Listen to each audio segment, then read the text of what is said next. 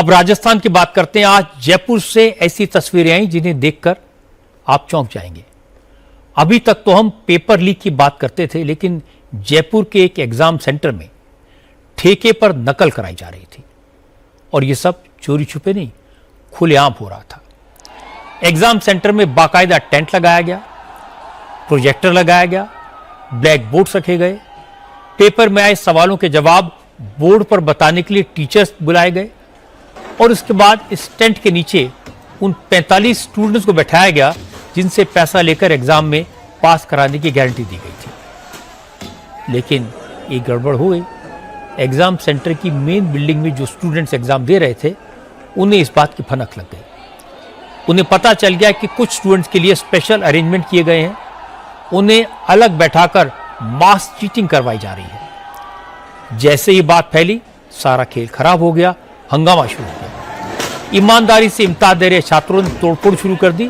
जिस टेंट के नीचे सामूहिक नकल का इंतजाम था, उस पर कुर्सियां फेंकनी शुरू कर दी। इसी बीच किसी ने पुलिस को खबर दे दी। पुलिस पहुंची, 4 लोग अरेस्ट किए गए और एग्जाम कैंसिल कर दिया गया। असल में जयपुर में पैरामेडिकल डिप्लोमा का एग्जाम था। प्रभा देवी मेमोरियल पीजी कॉलेज को एग्जाम सेंटर बनाया गया था। झुंझुनू के पैरामेडिकल कॉलेज के स्टूडेंट्स का सेंटर इसी कॉलेज में था। इस कॉलेज के संचालक ने 5-5 लाख रुपए में स्टूडेंट्स को पास कराने का ठेका लिया। 45 छात्रों ने पैसे दे दिए तो कॉलेज के संचालक ने सारी सेटिंग की। एग्जाम सेंटर में इन 45 छात्रों के लिए स्पेशल कॉरिडोर बनाया। जैसे ही पेपर मिला तो टीचर्स ने ब्लैक बोर्ड पर स्टूडेंट्स को उसके जवाब बताने शुरू कर दिए।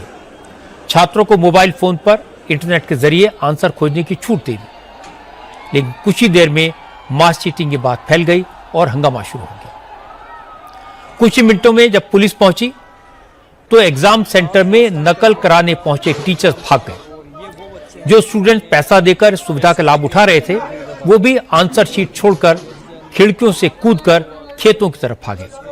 कुछ ही मिनटों में नकल कराने के लिए बना टेंट खाली हो गया।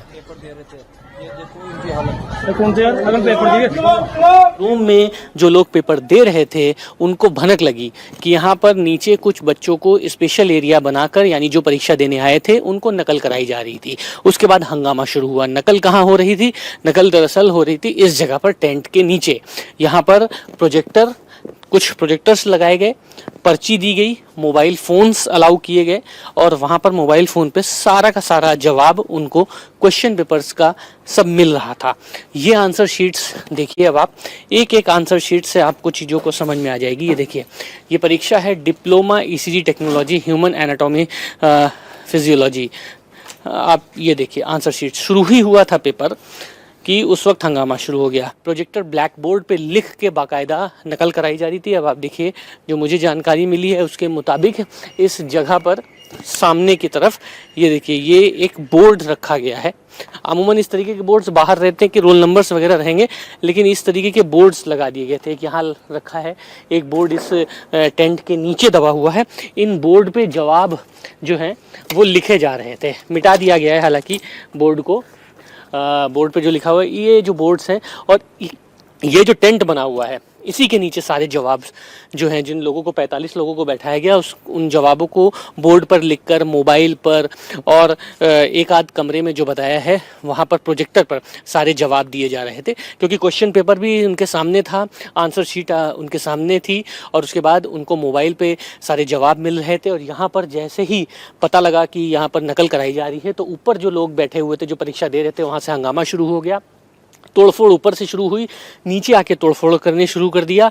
उसके बाद यहां से लोगों को हटाया गया।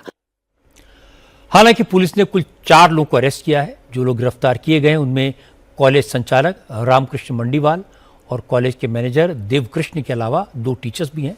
जांच में पता लगा कि जिन 45 छात्रों को पास कराने का ठेका लिया गया था, उनमें ज्यादातर ऐसे थे जो 2-2 बार पहले ही एग्जाम में फेल हो चुके थे।